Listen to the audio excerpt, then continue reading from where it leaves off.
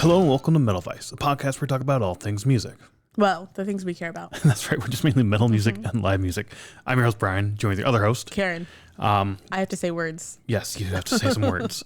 Yeah, and as the title would suggest, our main topic for the evening is Tractor Jazz, which is actually two events we went to. It was supposed to be the jazz showcase that we went to, but we ended up finding a second show and going to that. So we'll talk about that a little bit later, but first we'll dive into the headlines like we've been doing lately with the news articles that have been popping up the last week or so. We are recording this on Monday, February 23rd. Yes. So some of these articles, it's been a while since we've recorded, so some of these articles are quite a bit old. So by the time it finally gets published on this coming Thursday, it's going to be old news, but whatever. It's the new news for us. So yeah, let's jump into the headlines. And I guess before we even do that, we used to talk about like the new music we've been listening to or just like what we've been listening to lately. That was sort of our intro thing to get us started. We kind of ditched that, but I will say the Olympics are finally over, so I'm finally listening to music again. It's been a couple weeks because I would have that on for background noise while at work instead of music. And I must say today was the first day where I had a lot of music playing, and it was very nice to have music on. You could have turned off the Olympics. I could have, but you had to watch curling. Yes, it was all curling all the time. That's all I ever watched too. But in any case, let's jump into the headlines. With the first one being that there's a bunch of fucking bands that are dropping the Wasserman Media Group. If you're unfamiliar or haven't heard, the CEO of Wasserman's name was in the Jeffrey Epstein files. And the first one I heard of was Chapel Rowan. I think that's how you say her name. Yeah.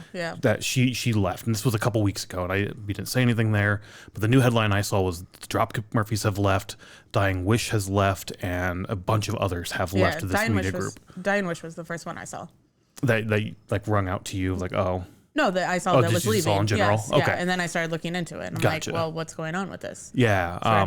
I think I saw an article also that like he's left the company now. Like he sold off his shares or something like that. Yeah, I saw an article that he was trying to sell the company or something like that. Or basically get out of it, yeah. I don't know. I heard a bunch of like the other agents and whatnot were also leaving for it, like leaving the company because of this whole thing. So good for them for doing that. But there's also like a bunch of bands this firm or this group represented, including Lamb of God. Oh, is really? in that list. Yeah. Oh, I didn't know that. This article on Metal Injection has a bunch of them listed out there. So if you're interested, you can probably find a list of what's out there. But yeah, Lamb of God's right there. Knocked Loose is on there. Hot Mulligan is on there. Orbit Culture is on this group as well. I'm sure there's a lot. Yeah, I'm just flipping through this now. Yep, they're on there. Sleep Token, Wage War, a bunch of bands on there. A bunch that I don't even know, but they clearly cover so many different genres of music for sure. Anyways, we don't need to read them all. Yeah, we don't need to read them all. They're, like I said, they're out there if you're interested. It sounds like this whole thing is going to be shaken up. Like, it sounds like this guy's basically done for. He's not going to be on the part of the company, or I don't know, maybe it's gonna be like a silent partner in the background. I mean, never mind. He should be arrested. No, agreed. Yeah. So who knows what's gonna happen long term with this firm. I'm sure there'll be more news to come out. I just saw that and it's like, oh, here's a bunch of bands I didn't know. I had seen, like I said, the Chapel Rowan leaving and whatnot. But yeah, I didn't realize they covered a bunch of bands that we actually liked as well. I don't really notice like production companies or anything like that. Yeah, so it's not something that I like follow. So same. I don't follow really it either. It's sort of like in the background and just sort of, I don't think about them ever, honestly. Labels are different. I think of labels, but like the media companies and whatnot, I guess that own the labels. I don't know. It's a weird thing. I don't care about those either. So yeah. The next few articles I have, there's a bunch of people leaving bands. So Mike Leon from CKY, I think he's the bassist there. He's leaving, basically saying that like it's a toxic environment and just like no accountability, and he's just bumping heads with like the main person, the front man Chad, and so just poor environment for him. So he's bouncing. He's not going to be in the band anymore. Other mix-ups and change-ups in bands. Ingested is fired their vocalist Josh Davis. It just said effective immediately they're going to stop working with him. He had apparently joined the band relatively recently in 2024, so he hasn't been in the band all that long. But there's been recent allegations of abuse against him as well. So who knows if like that's what's sort of leading up to this or whatnot. It doesn't really say in the article, but he's out of the band as well. And then Vicious Rumors fires their drummer for political views. Basically, they were like, we're basically guilty by association is what they were saying. I did see that, saying that they couldn't suffer the view of one person. And they're like, the metal community is already a very small community, which yes, it is. So it's like, it's hard to, get our name out there. And if we get lumped in this group of people where, our audience disagrees with us politically, and then they're going to start to not necessarily boycott us, but like, I'm not going to go see their show, or I don't want to go watch them, or I'm not going to buy their merch or something. Eventually it's like, we gotta part ways with you. You're bringing us down, which it's interesting. We bring this up all the time of separating the art from the artist. Thinking of like Disturbed. We've had that conversation with David, right? There's other examples out there, but that's the big one that's popping into my head. I think this System of a Down, they have one of their members is very right-leaning politically as well, which differs from our political views. And they get along, and Serge talked about that, I think, during a podcast or during something in the past, where he's like, it's really hard because, he's my brother. We've been through a lot together, but we're just so off base from each other when it comes to like a political point of views and whatnot. So I get what they're doing, I understand it. And it's something, like I said, that I struggle with, and I don't know, I'm assuming you do as well, of separating the art from the artist. And sometimes I can do it and sometimes I can't. I can't. Sometimes it's really hard. Yeah. So we have a few people leaving bands, but we also have a new addition to a band. Volbeat added a new lead guitarist with, what's his name, Karen? Fleming C. Lund is what you have typed out here. I've tried to say that multiple times, and it did not come over well, so Karen was correcting me every single time. In any case, he is the new lead guitarist for Volbeat. Cool. I haven't seen Volbeat for a long time. It's been a bit since we've seen Volbeat, yeah. Other news, just a couple of things left here.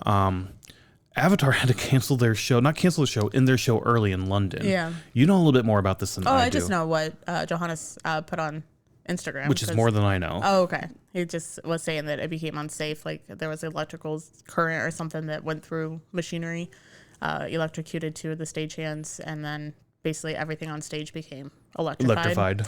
So they had to stop. I mean, the stagehands are fine. I was going to say that hopefully they're okay. Yeah, I'm sure that they got like medical attention or whatever, but they had to stop the show. And they couldn't resume. It became unsafe. And then like last night or a couple nights ago, as of this recording, they've had at least one show, or they had to cancel one show because of illness. Yeah, I think they had to cancel like 4 shows. Oh, really? That many? Yeah, so I think Barcelona, which should happen prior to this going live or whatever, is going to be their first show back. Yeah, they've they've postponed them, not canceled. Sure, that's true. They did do that. Yeah. Which we, again, Sabaton did that as well.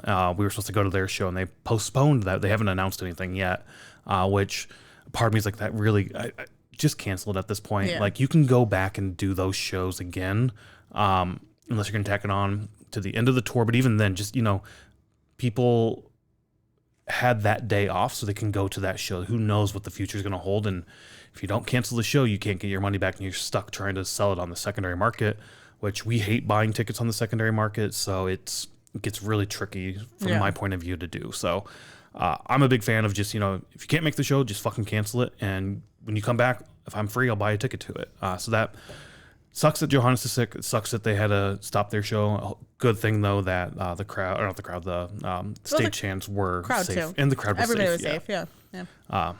But some rough seas for Avatar there for a couple shows. And the last item for news that I have is the formal frontman for Voivod, Eric Frost, apparently has stage 3 prostate cancer.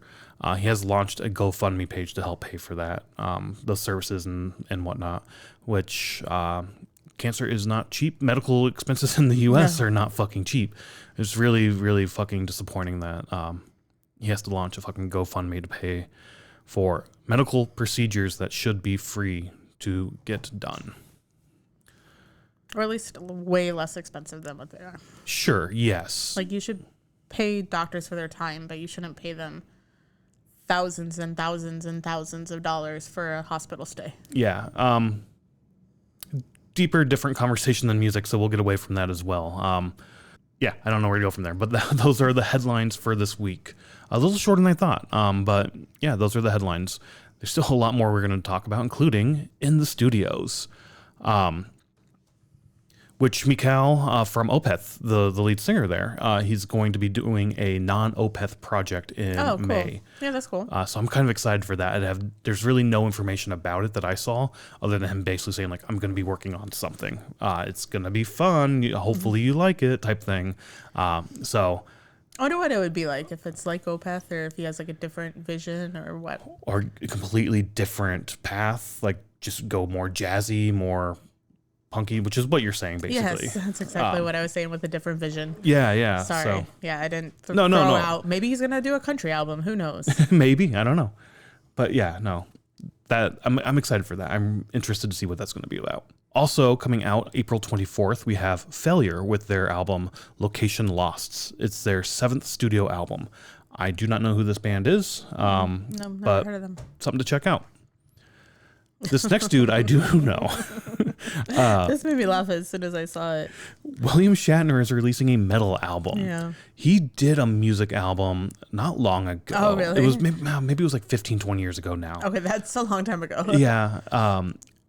It was not good. He's not a good singer. I think he did Ziggy Stardust by David Bowie, and it was not good. The little bit I heard of it. But William Shatner is doing a metal album, which he's apparently going to cover Black Sabbath, Judas Priest, Iron Maiden, and others. So I'll check it out. I'm not expecting anything good out of this. Yeah. I don't know. It's going to be more of a gimmicky thing for me. But this is coming out. I don't know when the date for this is, if there is one announced, or if it's just sort of, it's in the works. Yeah. So yeah, that's interesting. The dude's fucking old as shit. He's got to be like 98 or something. Oh, really? I was going to say like 80s. He's been around for a long, long time. So good for him that he's still kicking and having fun with it. But I'm not anticipating anything good for that album. And finally, in the studios, we have At the Gates is releasing their album. Yeah, I saw that. April 24th, it comes out. It is The Ghost of Future Dead. I love this title. That's a perfect title. It is. Because it's the last album that has Tomas's vocals on it.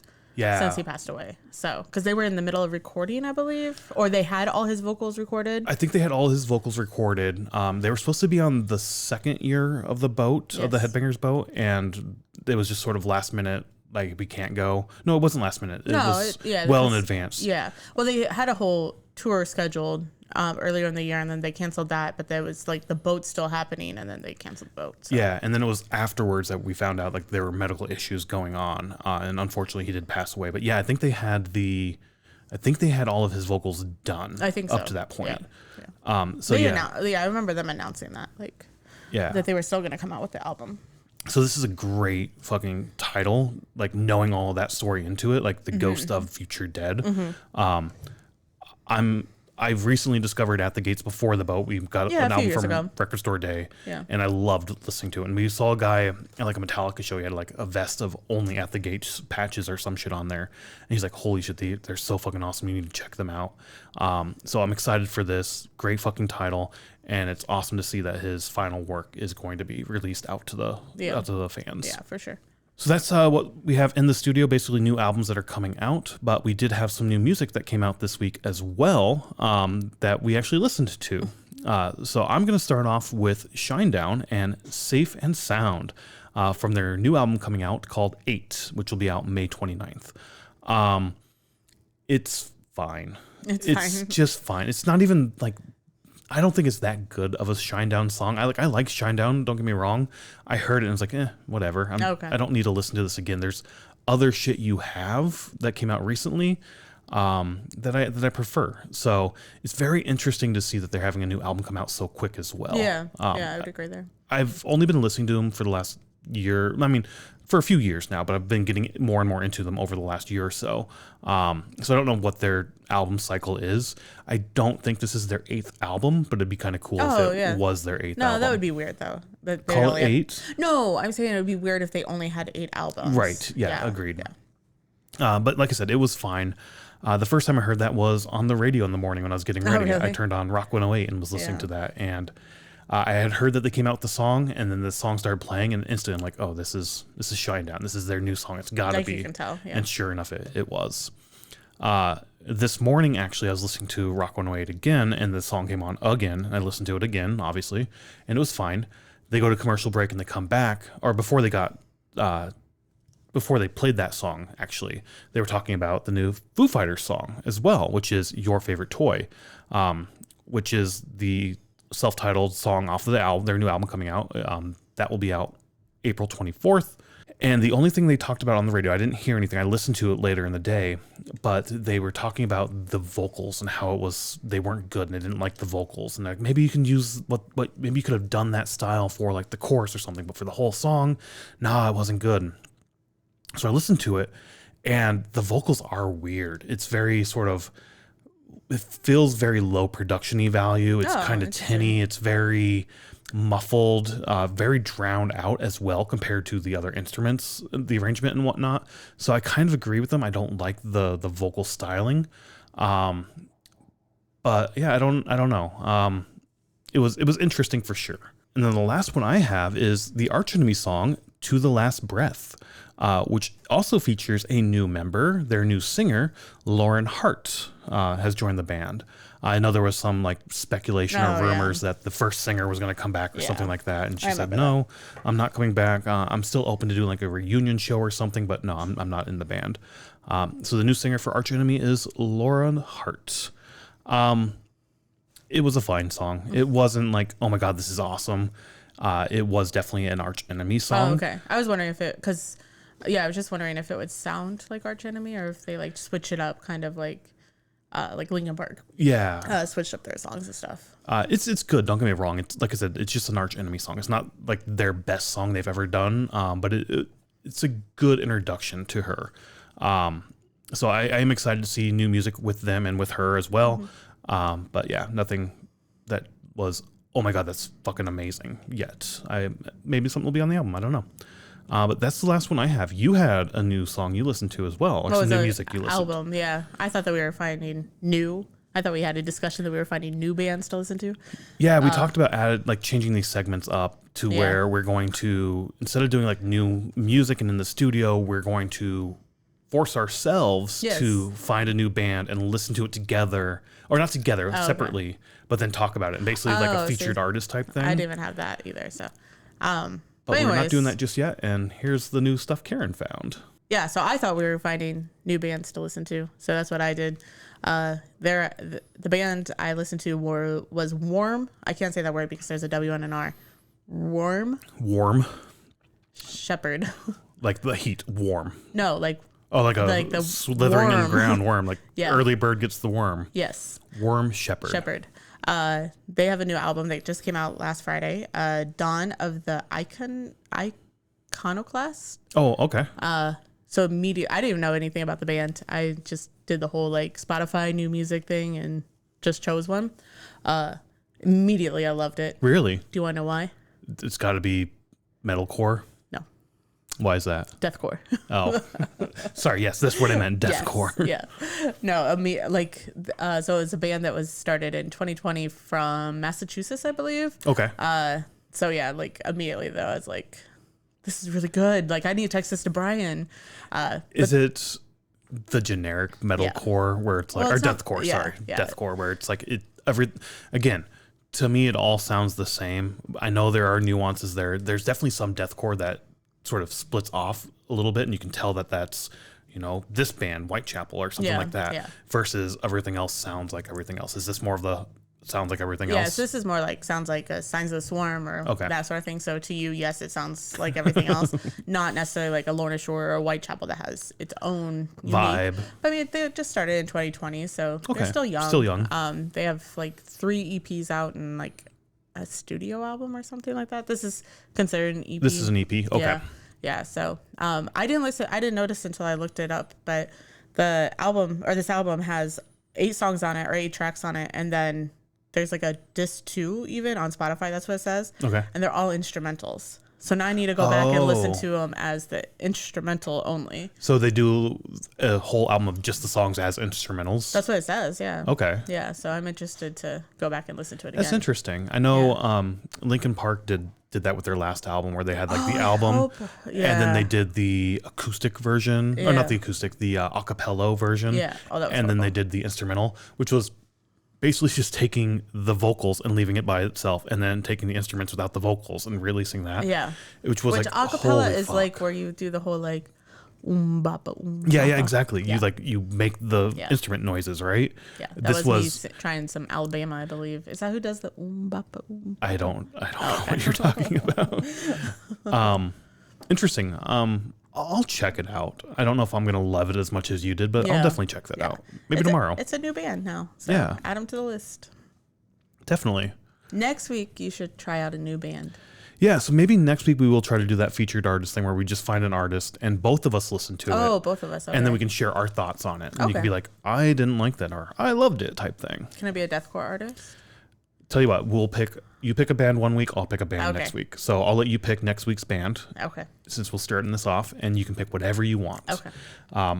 It doesn't have to be new to us. It can be just a band that we want to basically like show people. Okay. So like Mother of Graves, like appreciation. There we go. Music appreciation. Yeah. Instead of new music, we should do music. Instead of like featured arts or something, this music appreciation. I like that. We'll do that. That's from your mother. Yes, it is. Yes, it is. I won't be as drunk when I not belittle your music, but tell you how your music isn't good and how the stuff I have is the best stuff. Half of a song and then be like, no, change it to this. I loved music appreciation. It was so much fun. But yes. Play that one song that I like. Yes. Which is always Voodoo. Like that's what the song, and I always would fuck with her. Like, no, I don't. What are you talking about? What song? She's like, I'm like, no, what song? So guess what's the first band we're gonna do? What's that? Godsmack. Is that the first band you're gonna do? So we can listen to Voodoo.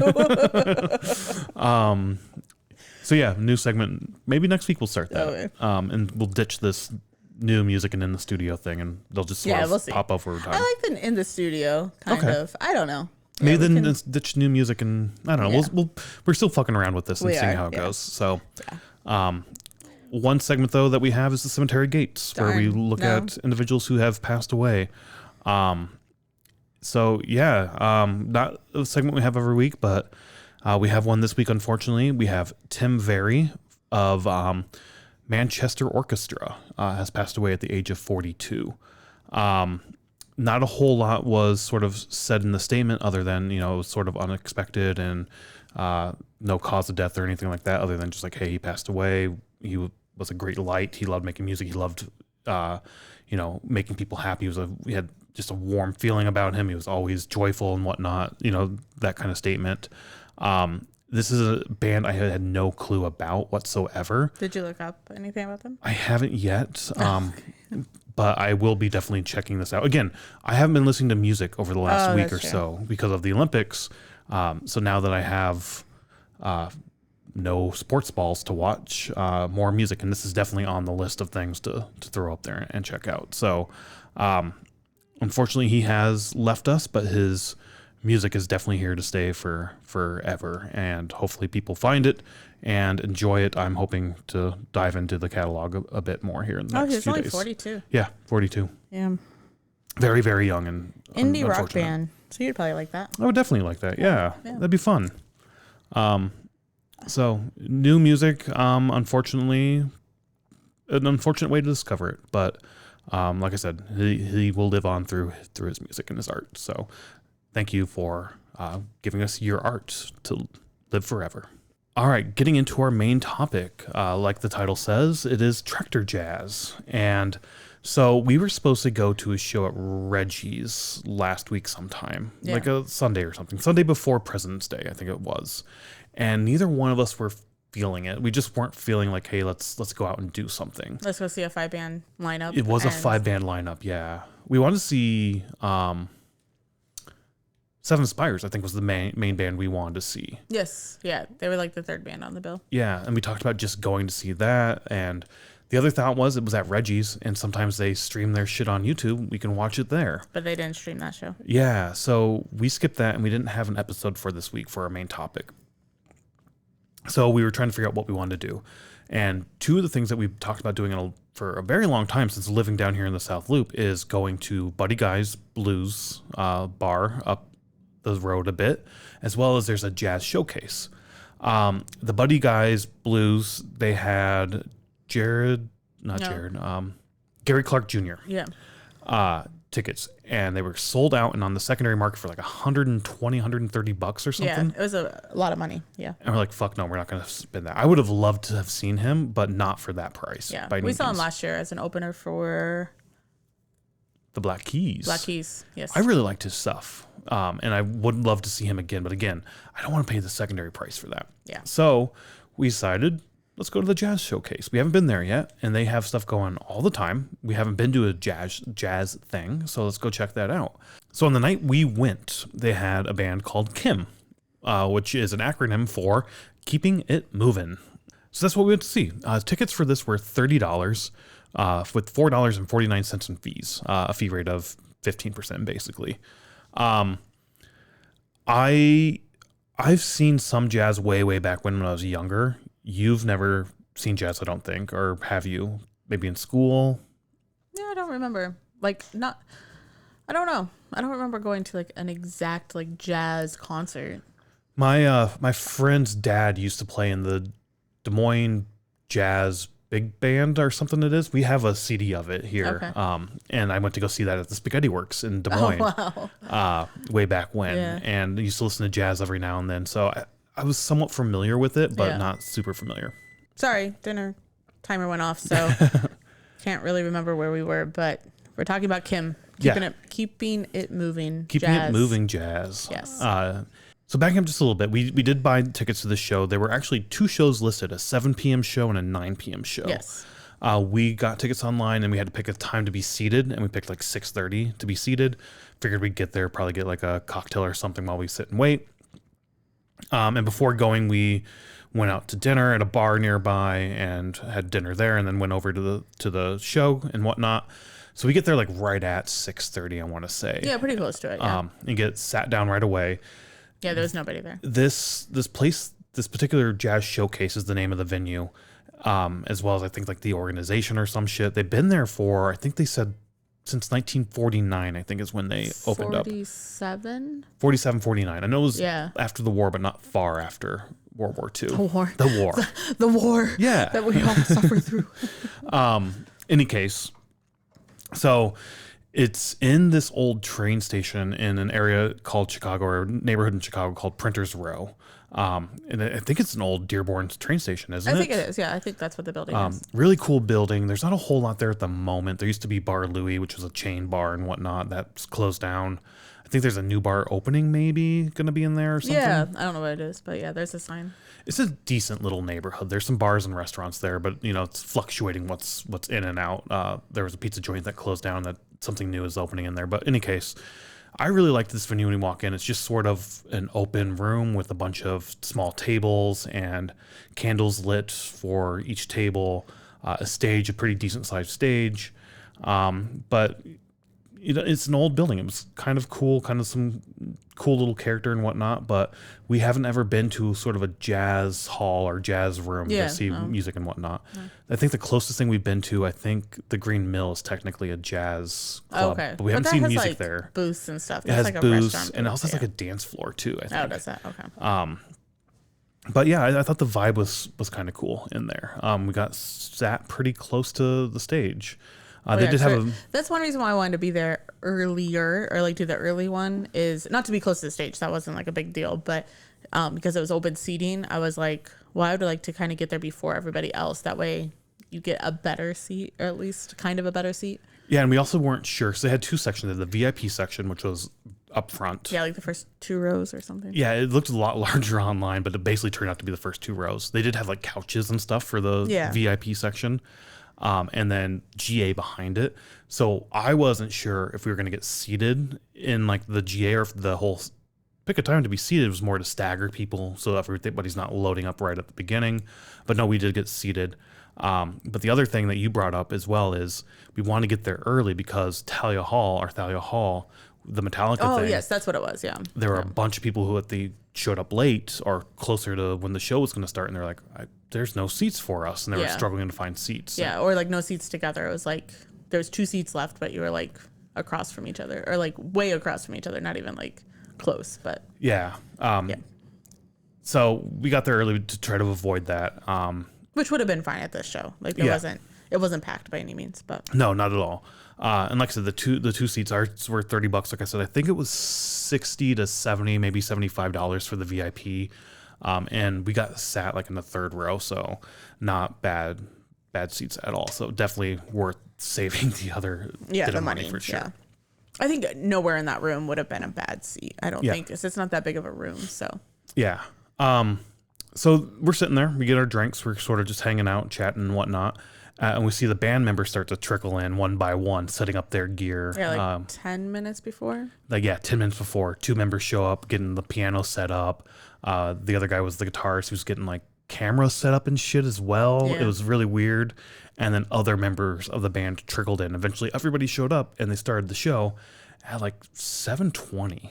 Like 20 minutes after. Oh, 7, yeah. Yeah, we were at the 7 o'clock show. Yeah, I was thinking it was 8 o'clock, but yeah, like 7:20-ish. Yeah, and we were debating this stuff. We walked in there like, all right, well, we're getting sat at 6:30, and there's the 8 o'clock. That means they're going to start wanting to sit the 8 o'clock show at 7:30, so this is going to be done at like... No, you had the times a little bit different. But yeah, like if we're sitting at 6:30, there's a 9 o'clock show, they will be sitting at 8:30. Yes. Like that's just how my logic worked. Right. And our show's 7. So your thought was, this is only going to be an hour long.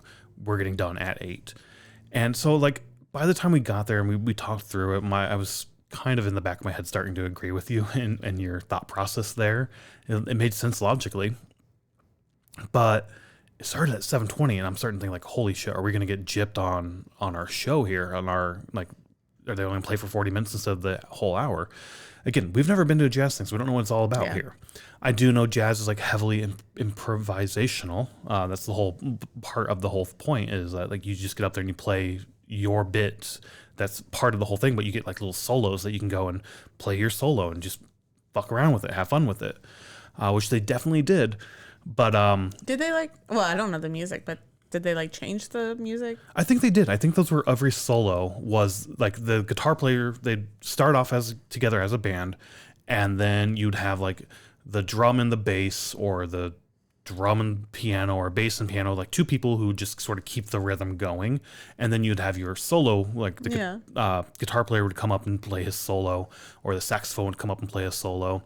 And I think they were up there and they could fuck around, do whatever they wanted. Oh, so those were improvised. Yeah. Oh, so I thought they were just part of the song. And then it would swerve back into the song later on. Because if you also notice when they were playing, like when the trumpet would be, I think, done and ready to move on, he would like turn the trumpet to his left, and then he'd bring it back. And then the guitar player did the same thing. He'd turn a certain direction. And I think that was sort of the indication to the band of like, all right, the solo's over. Let's get back in and start playing the song again and carry on. I'm pretty sure that's how it works. So really you could see the same show twice in one night and it would be different. Exactly. Yeah. Unless they do the same improv. Maybe, but it's not going to be 100% the same. Like how would you know that was improv though? I think it's just what you know. Like the songs a little bit. I that's the vibe I get anyway. Okay. Which is, I think, part of the appeal of jazz. Is like you said, you could see the same piece of music, but it's not the same piece of music. That would annoy me. I would not do that. Well, with that. Bringing in my favorite topic, Grateful Dead. That's the whole thing they do during their shit as well, is they have those little moments where they play around in the middle of their set and they do stuff. I don't know Dead music that well to know when it's happening. Yeah, like I have a good idea of when it's happening, but I don't know the song well enough to be like, well, that is different than the recorded version of the song. The only time I would watch them or listen to them is when I saw them live. And now I do like every now and then on the TV or whatnot on like Nugs. But I'm not really doing that. But I did enjoy it. I did worry, like I said, as we rolled up on 8 o'clock that they're going to end the set, but they ended up carrying over until about 8:30, 8:40ish. Yeah, it was 8:40 probably. And there was one part where it was right about 8 o'clock or about 8:10 or so. Or, yeah, 8:10. And the piano player turns, like, I think the sound person is like, one more song. And I was like, we're getting the last song? Is he asking permission to go over time? Because they're already over time. But they ended up playing like 2 or 3 songs after that even. Yeah. So, don't know what that was about. But, yeah, I really enjoyed it. Did you at least enjoy the music? I enjoyed it. I don't know if it's something I need to do often. Like you mentioned, if I go out of town, which I hardly ever do without you anymore, but if I would, like, that you would go check that out or whatever, because I do shows like every single night, basically. But I don't know if I need to do that. It wasn't, I'm not saying it was bad. It's just not something I enjoy to sit there for an hour and listen to. Okay. If that makes sense. No, that makes sense. That's fair. I could see myself going back there, like you said, and if you're out of town, it's $30. I'll go pay the $30 to go hang out for an hour.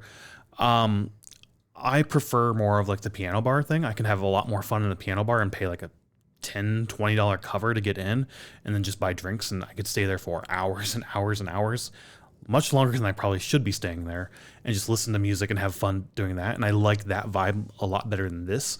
This felt very much like a comedy show where you're shuffled in, you have your hour set, then you're shuffled out for the next group to come shuffling.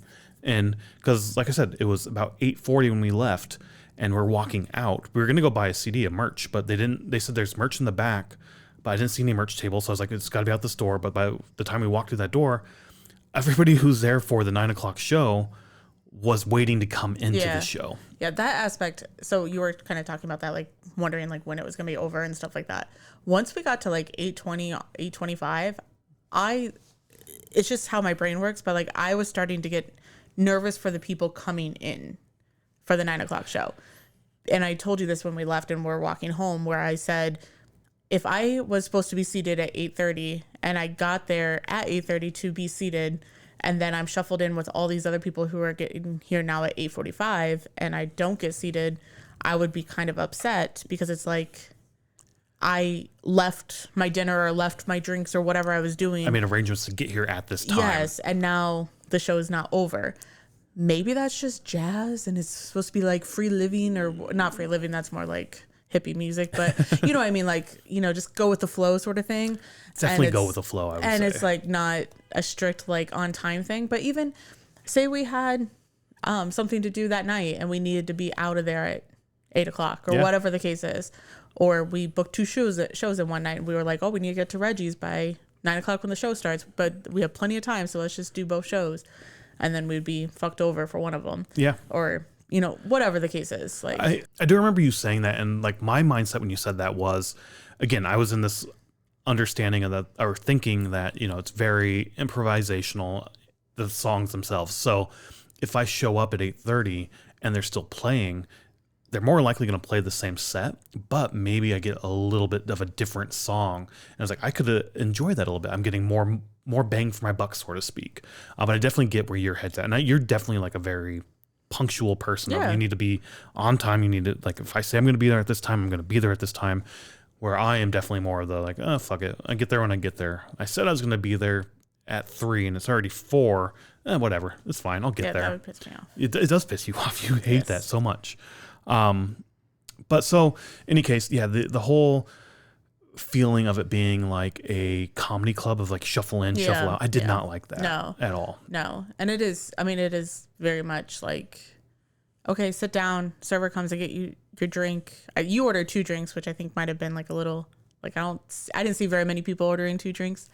And then it was like, here's your ticket, or here's your bill to pay. We paid it. Show's over. Bye. Yeah, it was like we're wrapping up last call. It was like, here we go. Here's your bill. Because she didn't even ask, like, is there anything else you want? I'm like, nope. It's like, all right, here's your bill. Yeah, she had it ready. Right. Yeah. Like I said, it was fun. I'm glad we did it.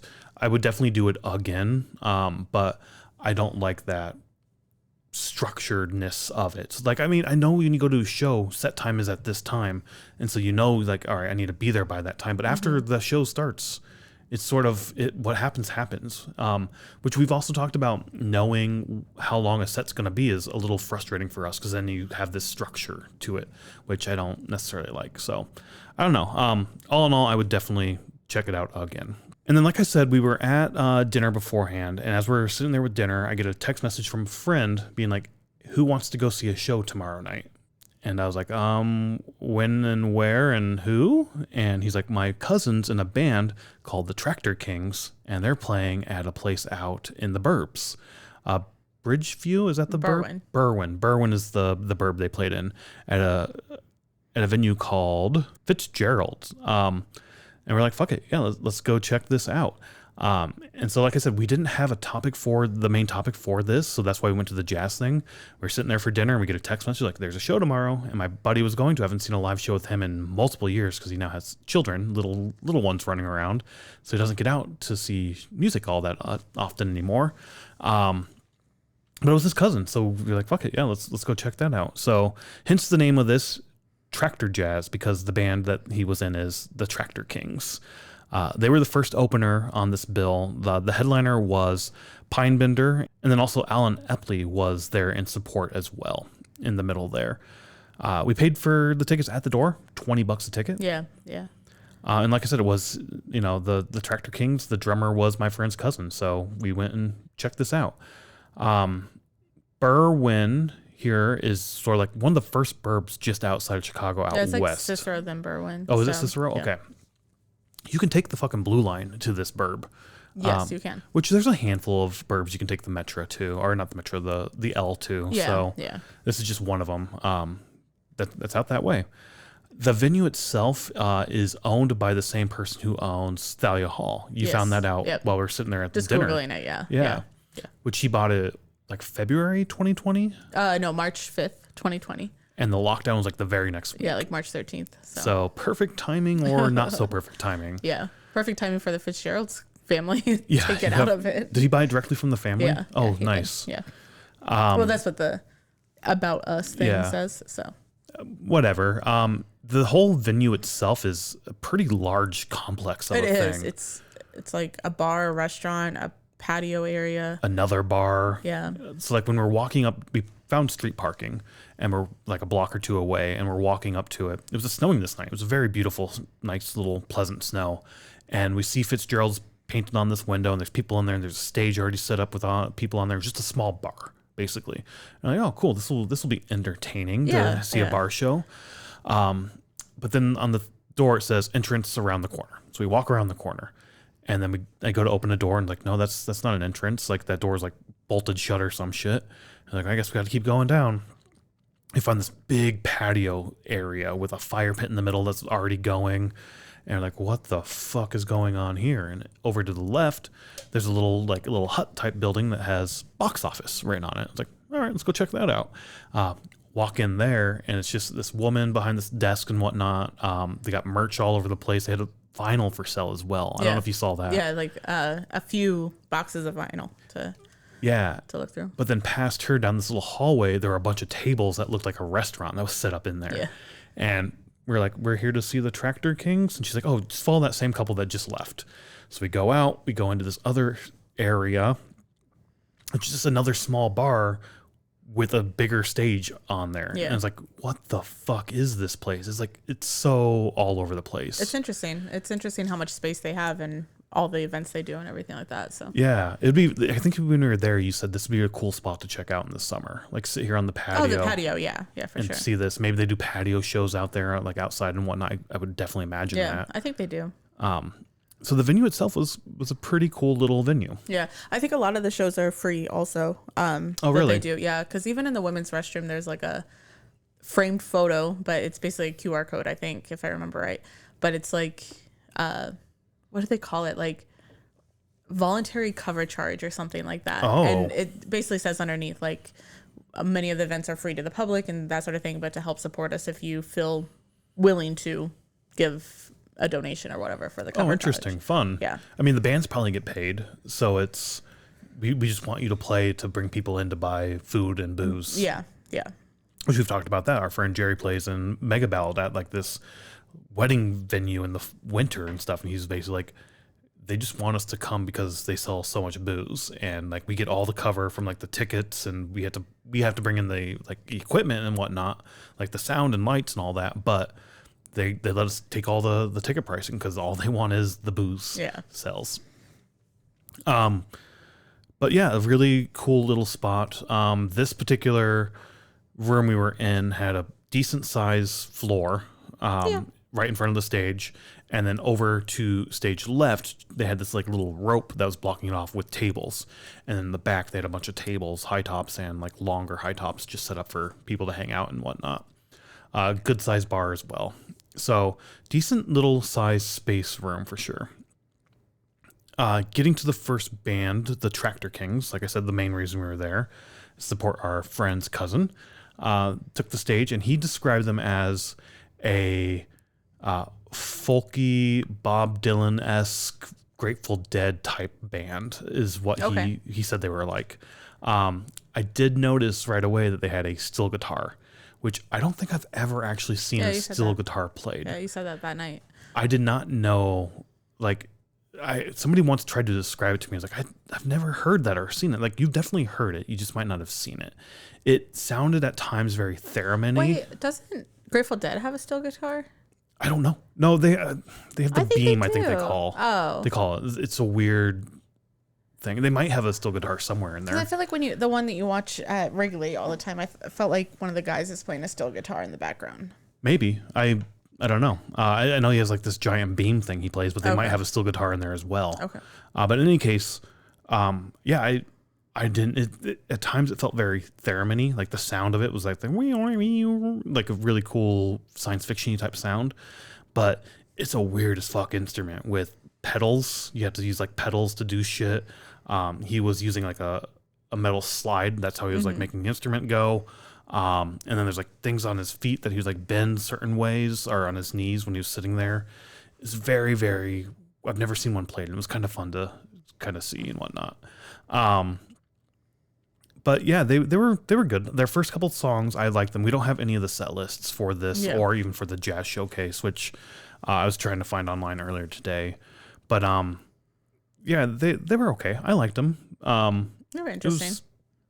Kind of like indie alt type music a little bit. I think like Wikipedia calls them, or maybe it's not Wikipedia, but like if you Google Tractor Kings, it's like indie alt country or something like that. Definitely got the country vibe from them as the set went on. Early on, the first couple songs was definitely more indie rock a little bit, but then as the set progressed, it definitely felt more and more country-esque. Yeah. Which it's more of the country that I enjoy. I'm not a big country fan to begin with, but this is more of the type of country that I would enjoy, I guess. Yeah, that makes sense. But yeah, fun little set. The next band came up, and like I said, that was Allen Epley.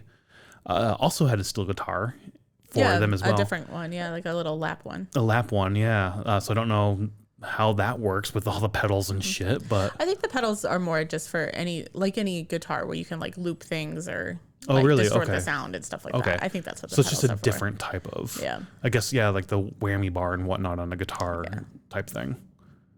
Sure. This does the same thing, like bends the strings and whatnot. Yeah, right? What I was meaning is, like even like we go to a restaurant by us that does like patio music on the week, on like Thursday nights like or whatever, looping the track. Yeah, that's what I was. You think that's what the pedal was doing on that first steel guitar, was looping it? It could, yeah. Oh, okay. Oh, because I've never seen where they use. Well, I guess I don't know because it's normally like on TV that I see, or not on TV, but like recorded things, so you don't really see the feet. Yeah. Because of like how the camera's set up and stuff. But okay. But in any case, a different style of steel guitar. Yeah. I didn't listen to any Tractor Kings today, but I did listen to Allen Epley as well as Pinebender today. Okay. Both of these bands are definitely, in my mind, sort of indie alt rock a little bit. Oh, yeah, for sure. Yeah.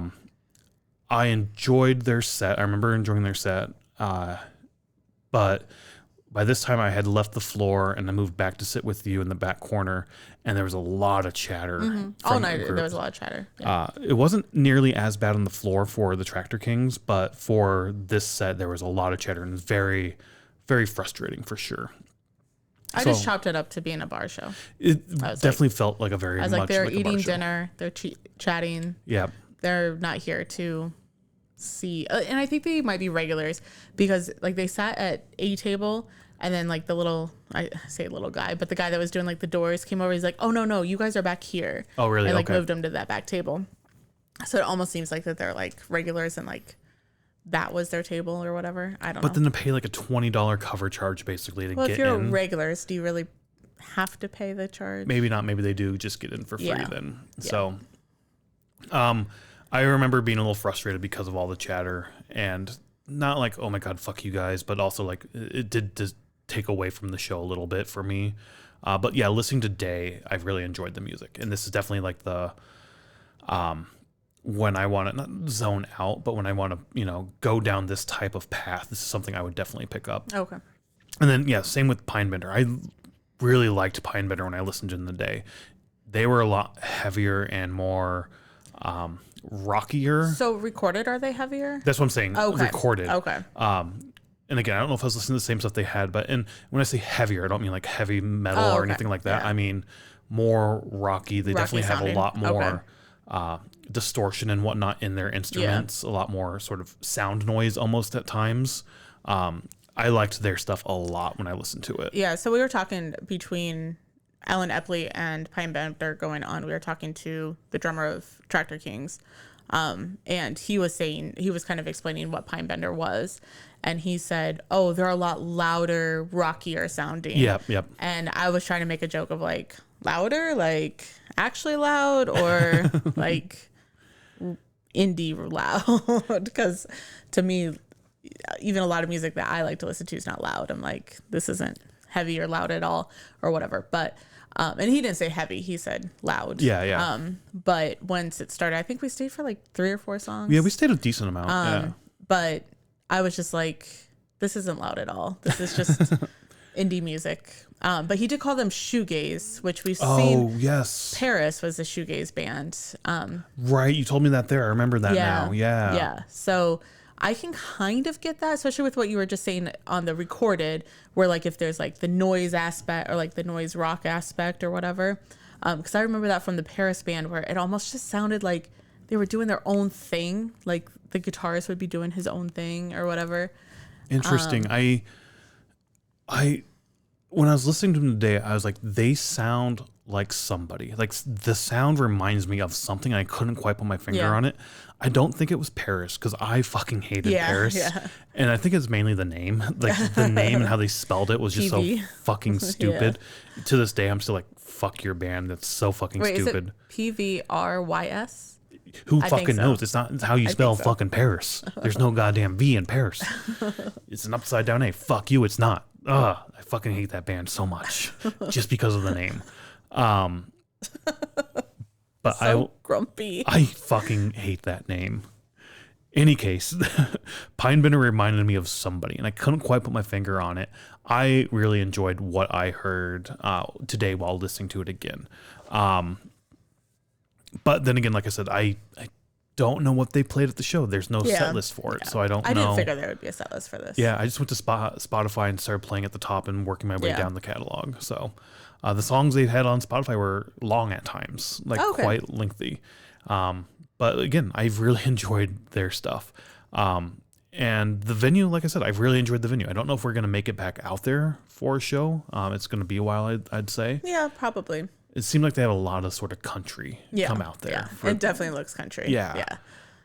It'd be fun to go in the summer and like maybe go to the restaurant or like the bar that just has live music playing or something like that. Yeah, that's not a bad idea because again, like you said, we can take the L out there, but there's also a metro line that goes out there. So we'd have to live on a schedule. You can go out like mid-afternoon and see if they have something just in the afternoon playing and then leave at like, 6 or 7 at night. And then, and not stay out there late.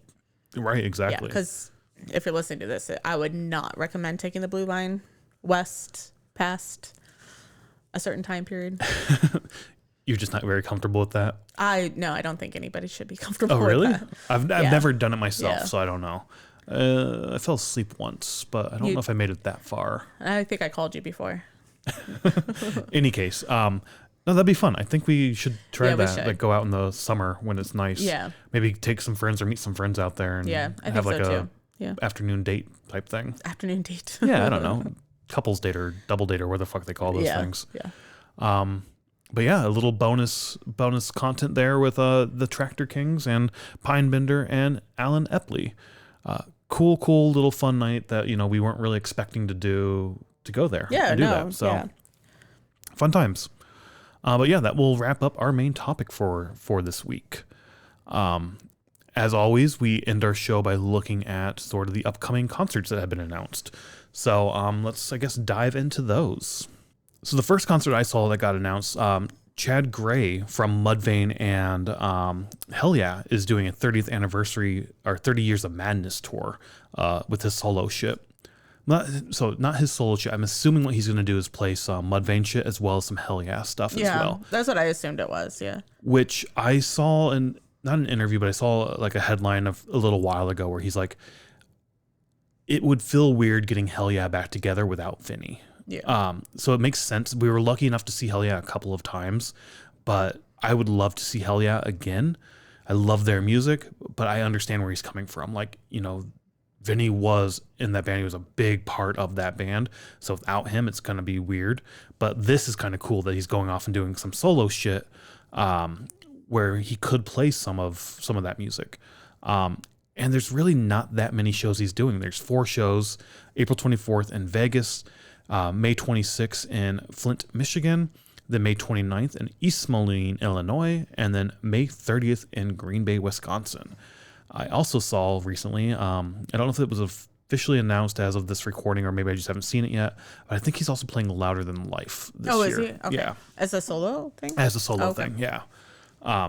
But like I said, I think that whole lineup was either announced today or tomorrow. I think it was today. Today, okay. Yeah, I saw it on Facebook. Okay. It's not going to be in this episode. We'll probably save that for the next episode because I haven't looked at it yet. But yeah, that's really exciting. I would like to see that. I don't think we're going to make that one work though.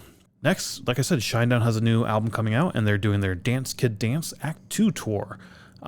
It's definitely a choose your own adventure. They have EU dates in there as well. But yeah, they're going to be all over the place. Seems like it's like 54 dates or something. They kick off May 13th in Green Bay at the Rush Center, or what I used to call Roach Center. And then they end November 22nd in Dublin. Like I said, they bounce all over the place. They're going to be in Illinois at the Illinois State Fair. That'd be kind of interesting. Yeah, that's cool. They're going to be playing in Iowa at the Field of Dreams. They are, yeah.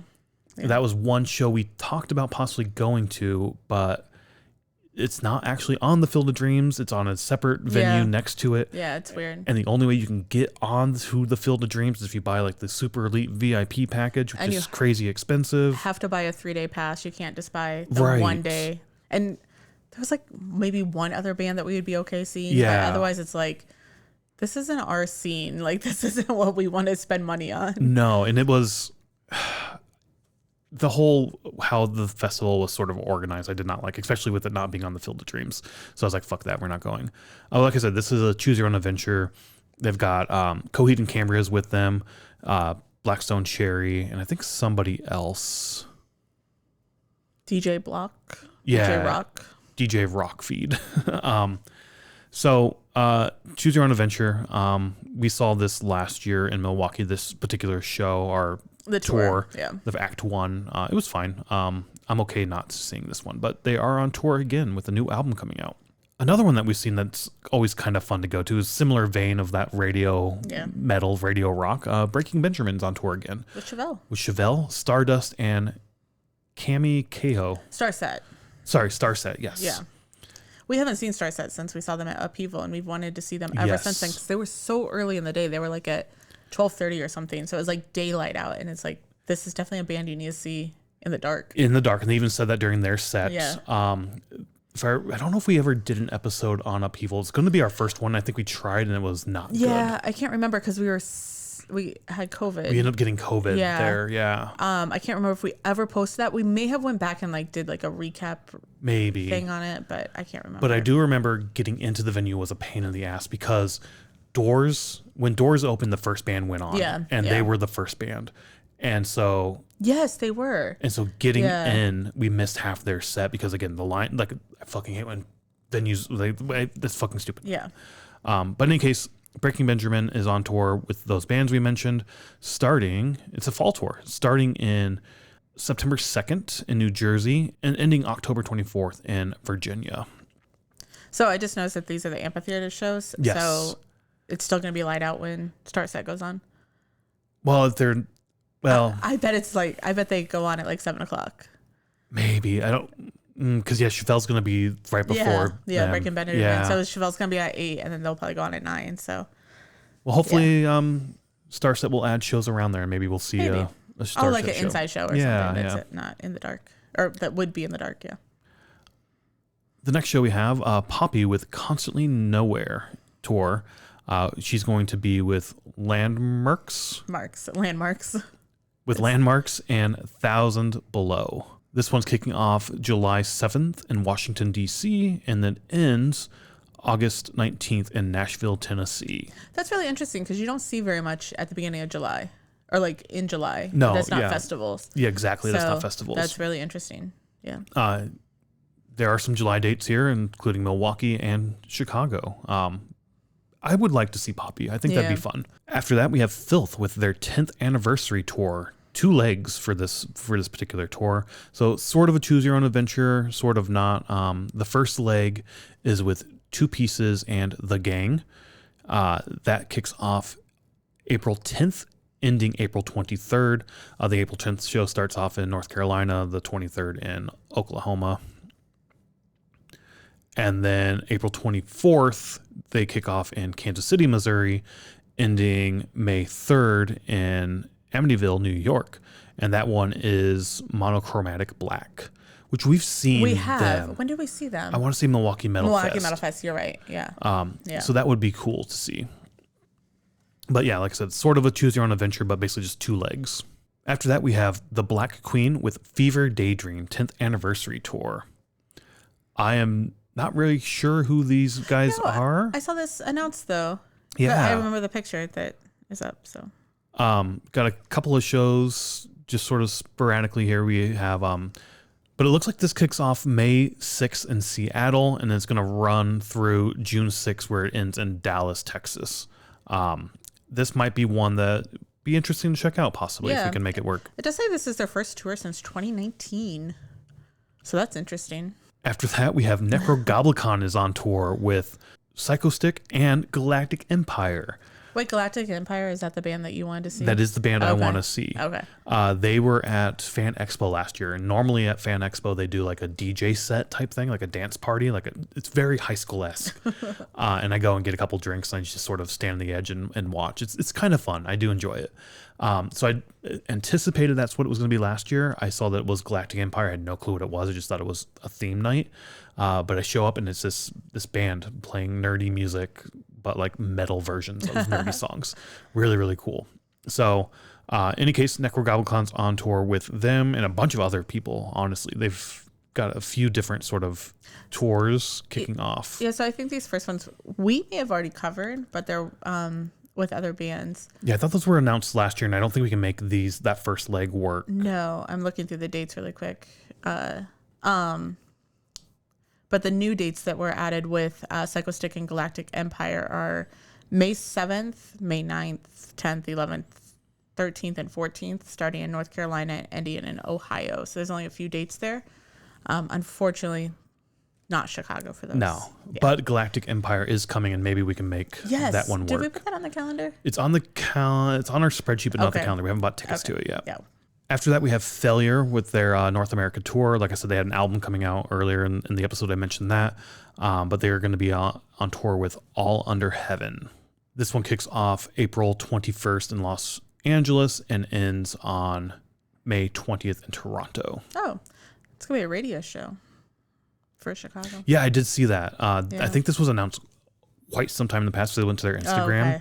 And I think that was announced like 15 weeks ago, it said. Oh, wow. But it's at Space Echo at Radius. So I don't know what that is. Is that the outside? Maybe. Or did they build a new venue in that back area where they did merch a couple times? I've always wondered, like, if they have a smaller stage, because I feel like I heard somebody say it's going to be a 3-stage venue. Eventually. It'd be interesting. We haven't been to the that Radius forever. Like, when they first opened, when I was doing research on it, maybe it was supposed to be a 3-stage venue. Yeah. We want to check this one out, maybe. Like I said, we haven't seen a show at the Radius forever, so that'd be kind of fun. Yeah. After that, Scorpions are going back to Vegas for a residency with Buck Cherry. I didn't know Buck Cherry was still a thing. Yeah, still I feel a like thing. that's like a 90s radio music. They're going to be, I think, at Planet Hollywood. I think that's what PH Live is. But this kicks off September 17th and runs through October 3rd. Don't know if this is like an every night thing. Is that really like residency then? I mean, it's a month. Oh, true, because they're doing all the shows in one city. Yeah, and at one venue. So I don't know, like... That makes sense, yeah. Again, I don't know I was thinking how many shows they're doing, if it's one a night or something. But yeah, when I saw those 2 dates, I was thinking they were just doing 2 dates. Gotcha. But then I had to think about it. After that, we have a few more here. We have Nonpoint is on tour with the Out of Control tour. They're going to be on tour with Soil and Sumo Psycho. This kicks off May 25th in Tampa, Florida, and ends, that was April 25th in Tampa, and ends May 14th in Chicago at Bottom Lounge. Following that, we have Mushroomhead and Fear Factory on tour together. Looks like it's a co-headlining type show. I didn't know Fear Factory toured with anybody but Static X. Wait, no, that's not them, is it? No, you're thinking of, who are you thinking of? Dope. I feel like we've seen Fear Factory with Static X like a few times, haven't we? I don't think so, no. Oh, okay. It's always, I think, Dope or Seven Dust. I think it's Dope. Dope is always with them. Dope is always with them, yeah. Maybe we did see it once with Fear Factory. I can't remember. Only once, yeah. In any case, this looks like a headlining tour. They're going to be on tour with Nine Treasures. The tour name for this is Soul of the New War Machine Fall Tour, because it kicks off in the fall. October 13th in New Haven, Connecticut, ending November 11th in Nashville. Could be a fun show. We haven't seen Mushroomhead in a long time. No, it's a Belvedere show. Yeah. Yeah, we went up there once. Yeah, we did. Wage War. Wage War. Yeah, we went up there for Wage War. Yep. Then we have Enter Shakiri. I think that's how you say that. Yeah, I think so. Their North American tour. This one kicks off June 10th in Boston and ends June 23rd in Toronto. With a Thalia Hall date. With a Thalia Hall date, yes. Oh, yeah, Thalia Hall. Thalia, whatever. I've always said Thalia. Yeah, I have too. I'm trying to see if I get it right or whatnot, but whatever. Then we have Barren Path with a West Coast 7-show tour. I'm assuming that's only on the West Coast. Yeah, it's on the West Coast. Kicking off April 30th in San Diego, ending May 9th in Seattle, Washington. So basically in California and then Seattle. Yeah, just the Seattle show then. But I get it. California. I think we had this discussion when I was talking about Japan, like last week or 2 weeks ago. Yeah. And I was like, you're like, well, basically that would be like doing all of California or something like that. I can't remember exactly what you said. Then we have a new tour. I like this tour name, New Metal Sucks Tour, with Spine Shake, Head PE, and Prime 55. This one's quite long, but I think it's maybe like a choose your own adventure almost type show, but it kicks off April 24th in Texas at Lubbock, Texas, ending June 6th in Grand Junction, Colorado. Yeah, there's like two near, Sauget, Illinois is Illinois. So, and then there's Joliet. And Belvedere. Oh, and Belvedere, yeah. Yeah. That's weird for Joliet and Belvedere. And then they have Iowa City and Des Moines. Cool. They have a lot of dates. Yeah, quite a few dates. The next like 3 or 4 bands we have here, all have already announced tours, but they're adding shows around their dates. We've talked about this a lot, but Death Clock has added shows around their tour with Amon Amarth. Not quite sure exactly what ones those are going to be. It looks like it's going to be April 24th in Chicago, May 22nd Los Angeles, May 25th in Seattle, May 26th in Portland, and then May 28th in San Diego. And again, those are just sort of slotted in during that tour with Amon Amarth. Mm-hmm. Then we have Fit for an Autopsy and Senjuka Sogbog are both on tour with Lamb of God And both have added separate sort of mini tours around these dates. So not together. That would be interesting if they did them together, though. That would be it. Yeah. I wonder if the dates overlap, but let's see here. Yeah, it looks like Forfeit for an Autopsy, just 3 dates. March 18th, March 31st, and April 22nd are the dates for those ones. With the Sanjukasaga Bogs. I'm sorry, I'm not trying to fuck up that name That's why I just anymore. say Sanjukasaga Bogs. Yeah. I'm not quite sure what dates they've added here. Only. The 18th, the 23rd. Sorry, March 18th, March 23rd, and April 6th. April 6th, which... are different. Except for the 18th, that is the same. Yeah. As Fit for an Autopsy. But yeah, they've added a handful of shows, each one of them, along with that Lamb of God tour they're on. After that, just a couple here in Europe. We have Eddie Fest, Iron Maiden little festival thing going on. Who's out there? This sounds so much fun. It's a 2-day festival, I believe. Yeah, so you said it's 2-day festival on the 10th and 11th of July. Sorry, I had to go up. So on Friday, it is Stray, Maiden United, Air Force, Tony Moore's Awake, and Hair Metal Glamgeddon. Those seem like they are second stage. Oh, sorry, those are second stage tributes, it seems like. Okay, I was going to say, because Maiden United and Hair Metal. They all sound like that. And then Saturday is The Almighty, Airborne, The Who, The Darkness, and Iron Maiden. So that's really cool. So this would be fun. Yeah, so it's like Friday is the tributes, and then Saturday's the, I don't want to say real bands, but the bands that are being The Who. That's fun. Sorry, The Who as in the Mongolian Who, not Who. Yeah. It looks like they're playing Run for Your Lives. Oh, that's cool. Yeah. Where's this at? No, that's the BF Number of the Beast. I don't know what that's all about. But yeah, this seems to be in celebration of their 50th anniversary, so that would be a lot of fun. Also, we have Of Mice and Men.